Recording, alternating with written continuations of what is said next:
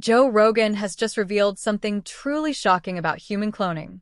He thinks it's widespread and very common, which has led many online to speculate where Jim Carrey may have been cloned and why. Do take what we know now in terms of like what they are capable of doing now with human beings and lengthening telomeres. There's a lot of different methodologies that they're using. If they're telling you that there's no clones, the guy telling you is probably a fucking clone.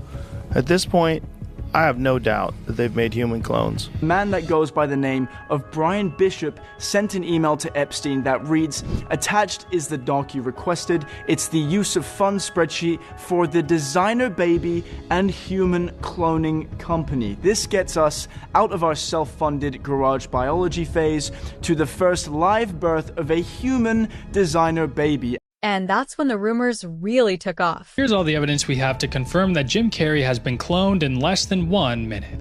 Alright, so to start off, here's what Jim Carrey looked like a year ago, and here's what he actually looks like now. Definitely a very noticeable difference, and many say he is looking completely unrecognizable. Next, as you can see all the way up at the top, Jim Carrey's eye color has been brown literally his entire life, and while the other day when he was spotted at an award show, his eye color was actually light green. Jim Carrey has also had the same signature for literally his entire life, and when he was at that same exact award show the other day, he ended up signing some things for some fans, and his signature completely changed. And then finally at that same exact award show a few days ago, Jim Carrey literally straight up said that he was dead during an interview, and then also said that his favorite funny face to wear is the face that he is wearing right now. People just couldn't believe that this was Jim Carrey. One fan wrote, "Literally nothing has been explained. Let's have Jim do a public appearance if it's the real one. Not one full of celebrities, but one where his fans can see him in person." While another added, "The more they try to convince us this is really Jim Carrey makes this more concerning. Why couldn't he himself come out for poll? This is so troubling, and we should all be alert." Some fans compared this to how he acted in the past, especially around 2017 when he openly criticized Hollywood and award shows. Back then, he mocked the industry and talked about how meaningless it all felt. That behavior made some people believe he was speaking out against powerful systems behind the scenes. Certain icons have the power to make change, to think differently, to be bold, to inspire others. Artistry, you're one of them. On the good foot. Ha! Yeah. You shut her down now. Yeah, no, I don't believe in icons. I don't believe in personalities. I believe that peace lies beyond personality, beyond invention and disguise, beyond the red X that you wear on your chest that makes bullets bounce off. I believe that it's deeper than that. I believe we're a field of energy dancing for itself. And I don't care. But Jim, you got really dressed up for the occasion. You look good. No, I didn't get dressed up. I didn't get dressed up. Who did? There is no me. There's no you. No. We're not here. This is a dream. There's just things happening. And there are clusters of tetrahedrons moving around together. Okay. Yeah. So what's happening in our world right now? Because there is a lot of news that actually is relevant that's not that Here's uplifting. the thing. It's not our world. None of this is real? Nope. So you're just passing We don't through. matter. We don't matter. Oh, wow. There's the good news. Okay. So, when Jim Carrey showed up years later looking and acting different, some people connected the dots in their own way. They started saying he may have been dealt with or silenced, while others claimed he had simply changed over time and adapted to a new phase of Hollywood. That's how the cloning theory came back again online. This isn't the first time the internet has done this. Similar rumors have followed other celebrities. Some people have claimed Eminem was cloned using side-by-side photos from different stages of his life.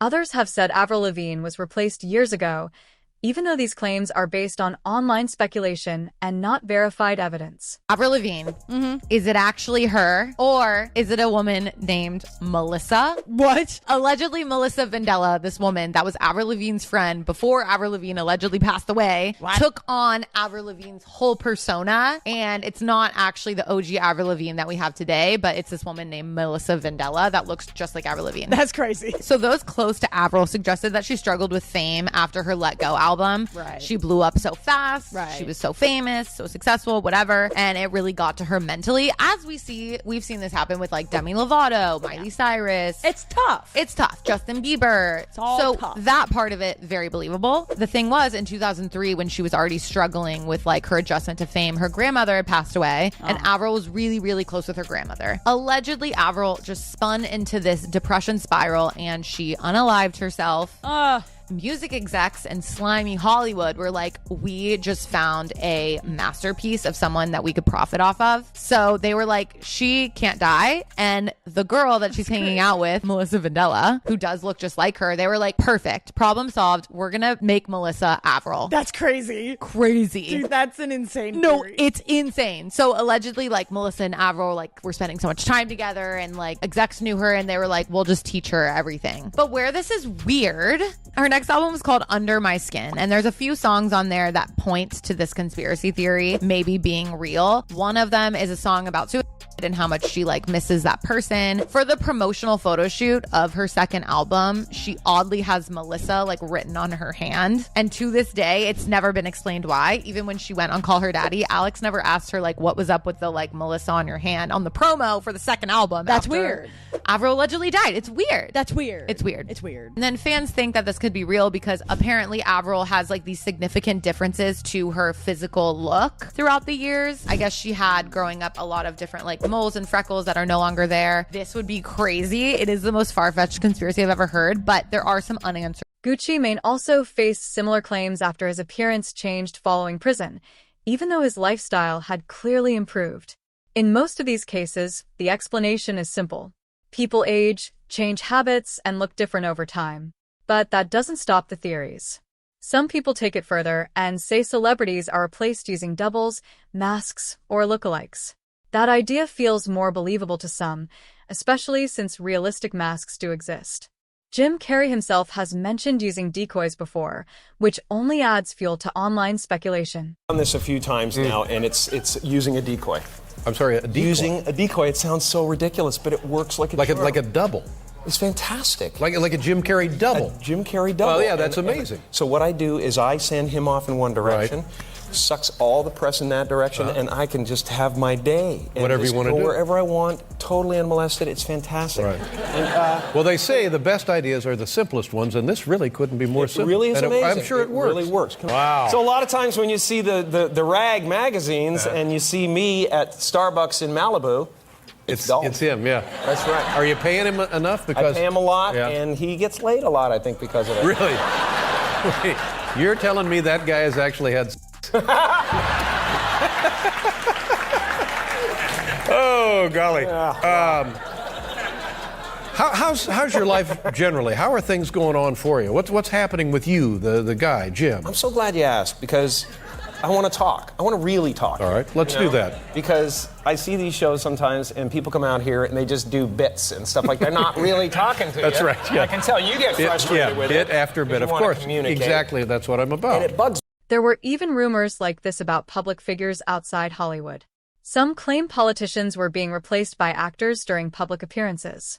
Others pointed to small physical details like ears or skin movement as evidence of masks.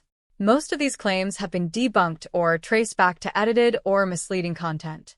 But when it comes to Jim, he has also spoken a lot about his identity, saying that even Jim Carrey is just a character in a way. When you couple this with the idea that Jim was always extremely outspoken about people in Hollywood and people in power, it makes sense that he'd be silenced. And you know who happened to be a friend to some of the most powerful people in Hollywood? Jeffrey Epstein. This has led many people to speculate that Jim may have actually been cloned using Epstein's cloning technology, because Epstein is on record building exactly that sort of tech. This idea picked up serious traction after journalist Nick Bryant spoke in detail about newly released Epstein emails. These emails, they're referring to pizza, and I don't think it's pizza. So it's moved my needle from agnosticism to, what's going on here. The transhumanism and cloning is actually kind of mind-boggling too. Yeah, so tell us about that. Brian Bishop, who is a famous biologist, is talking to Epstein about making designer babies and genetic editing. And genetic editing comes up again.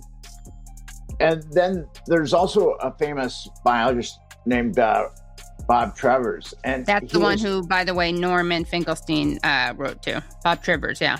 And he talks about actually taking boys and giving them hormone blockers and girls and giving them testosterone. And actually, he's talking about making, I think, a hermaphrodite. That's what they're shooting for, is a very sexy hermaphrodite. I mean, that's my extrapolation anyway. Yeah, this is pretty graphic. So it says, it's very simple. I will compare male to female with female to male, and the subject matter is trans. With greater molecular control over development, we are increasingly capable of producing novel phenotypes, more feminine men, by blocking testosterone receptors or castration, and at the same time increasing estrogen production. The one blocks male features. The second encourages female features, more masculine women, heavy testosterone, incredible external effects, heavily bearded men. You would never guess they had a female body and their bone in their body. First kind, male to female, is 4 times more frequent than female to male. The first is attractive. He is a woman with a COC. Bryant said reading this kind of material was overwhelming, even for someone who had already spent years investigating similar cases.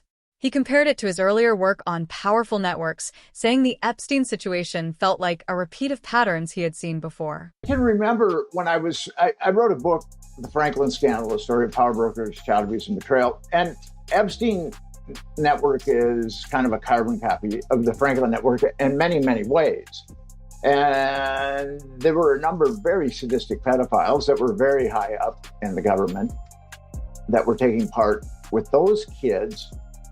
And I can remember when I was pitching it to editors, I got this look. I mean, I watched this cognitive dissonance go down right before me.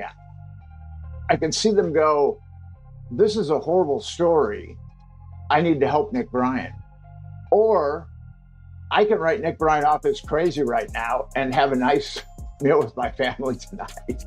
Now, I knew that most of them would go the latter route, but I didn't think all of them. As part of his investigation, Bryant obtained Jeffrey Epstein's contact book, often called the Black Book, and started reaching out to people connected to it. He said some individuals described being moved between locations, including being flown to private islands. That added more weight to the idea that Epstein's network was larger and more organized than people first thought, and that he may have been involved in a lot more than we know today. Florida has the most victims, and so I started to call them, and one told me that actually I talked to her mother. She was there, but I talked to her mother, and the mother said that she'd been 13 when Epstein had molested her. And then I talked to another one who said that she was flown around. And then I talked to another one that said she was flown to an island.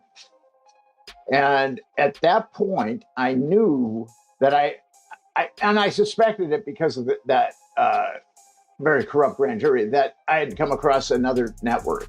And it was kind of emotionally devastating to me in the respect that I spent 7 years on the Franklin scandal, and it is heavily corroborated.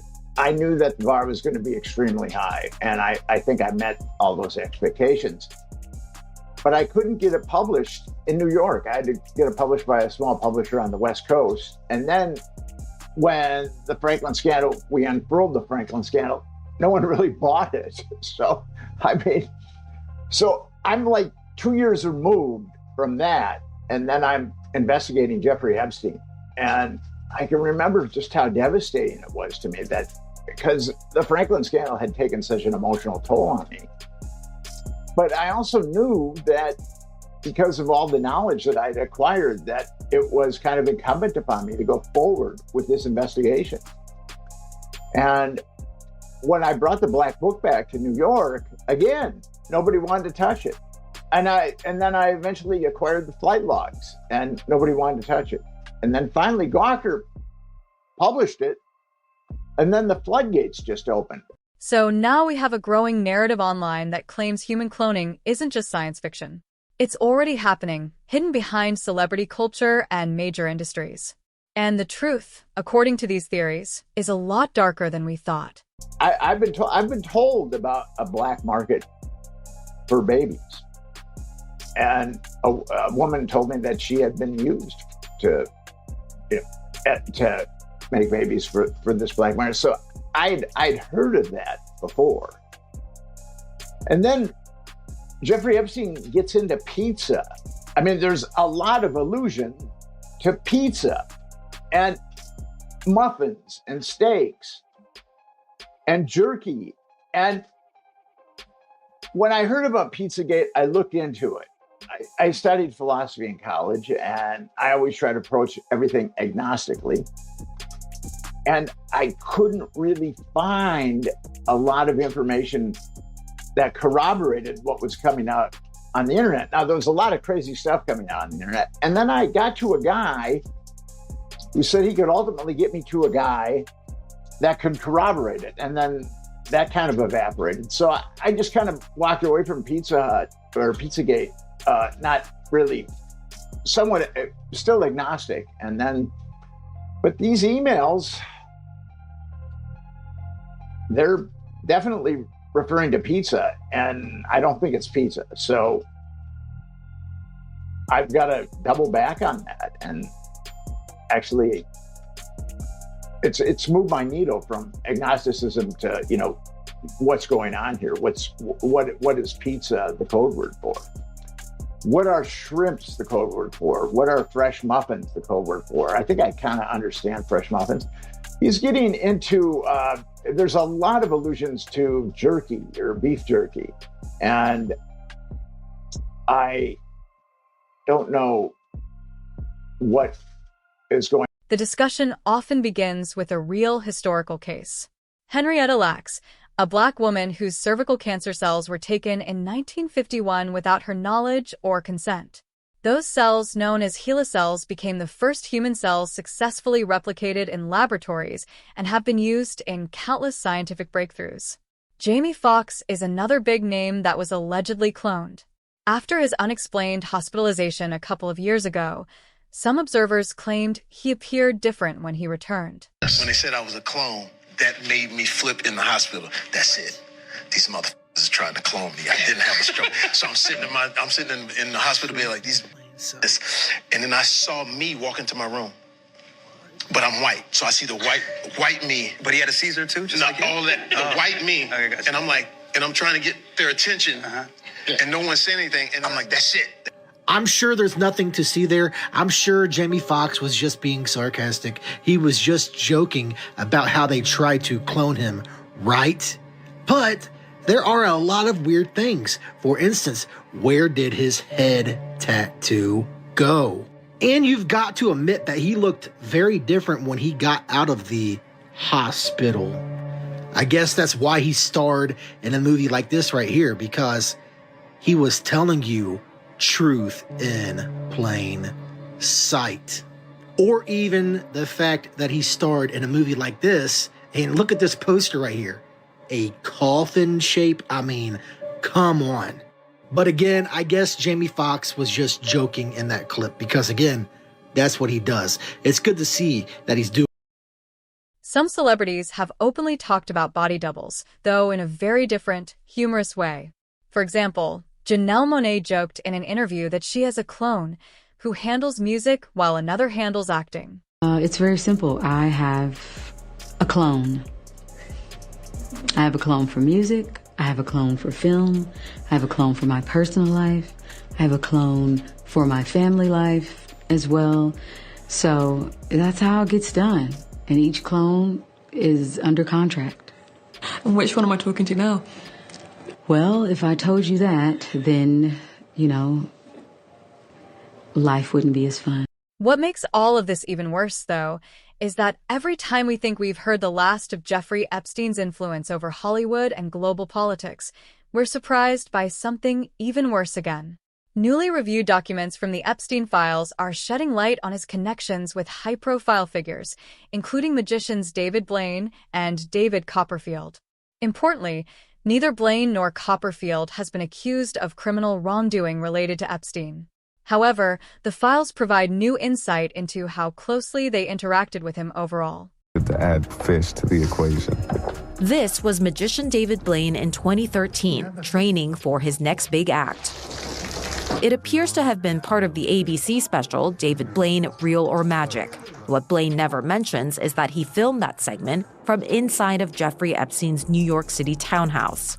But CNN compared the footage to photos of Epstein's mansion released in the Justice Department's Epstein files and confirmed matching distinctive decor next to a tub and the same white cabinets in the kitchen. When you're continuously spinning... There was also correspondence from 2013 discussing Blaine visiting Epstein's home for a shoot. Epstein emailed Woody Allen's wife in April that Blaine wanted to do the goldfish trick tonight for Woody and film it. In October, Epstein's assistant reminded Epstein that Blaine wanted to stop by Epstein's house to finish his Woody Allen shoot. He needs to film himself walking up your stairs and going into your bathroom, Leslie Groff wrote. Epstein responded, "Not until I am back." CNN found that Epstein and Blaine exchanged dozens of messages, had numerous phone calls, and planned for in-person meetings, primarily between 2012 and 2016, years after Epstein was convicted in Florida in 2008 for soliciting minor. Blaine is one of the world's best-known stunt artists, drawing huge crowds to his daredevil tricks like being frozen inside of a block of ice for more than 60 hours, or staying in a plexiglass box over London's River Thames for more than a month. Blaine has not been accused of any criminal wrongdoing related to Epstein. He is one of many celebrities revealed in the files as having socialized with the financier after Epstein's 2008 guilty plea. The documents also outline connections between Jeffrey Epstein and David Copperfield. Records show Copperfield left multiple messages for Epstein in the 2000s and appeared in photographs alongside Epstein and his associate Ghislaine Maxwell. Copperfield left numerous messages for Epstein in the 2000s, and he is shown in multiple photos, including several with Epstein's co-conspirator Ghislaine Maxwell. Multiple FBI 302s describe Epstein and Copperfield having overlapping social lives. One person told the FBI that Epstein offered her tickets to a Copperfield show and that she spoke to the magician on the phone once while at Epstein's. In 2007, while Epstein was under a trafficking investigation in Florida, Copperfield, too, was being investigated by the FBI for a sexual allegation in Washington state. Internal FBI memos show that officials wondered at the time whether the two men engaged in illegal activity together, questioning if they shared a predilection for Copperfield has not been accused of criminal wrongdoing related to Epstein. The 2007 federal probe into Copperfield was closed in 2010, and the woman who accused him of sexually assaulting her was charged with prostitution and making a false accusation in another case. That's my job, to transport the audience and make them forget a little bit about the reality of the day. Two women that the FBI Seattle office wanted to interview about Copperfield had already been interviewed for the Epstein investigation, according to one memo. One of those women said she had worked for Epstein and had been groomed by him. Together, these developments add another layer to the broader discussion emerging from the Epstein files, mapping out the network of individuals who moved within his social orbit. Even as legal accountability remains focused on specific proven actions linked to Jeffrey Epstein and Ghislaine Maxwell. As for claims like cloning or replacement theories involving Jim Carrey, there is no credible or verified evidence supporting them, and they are widely regarded as internet speculation.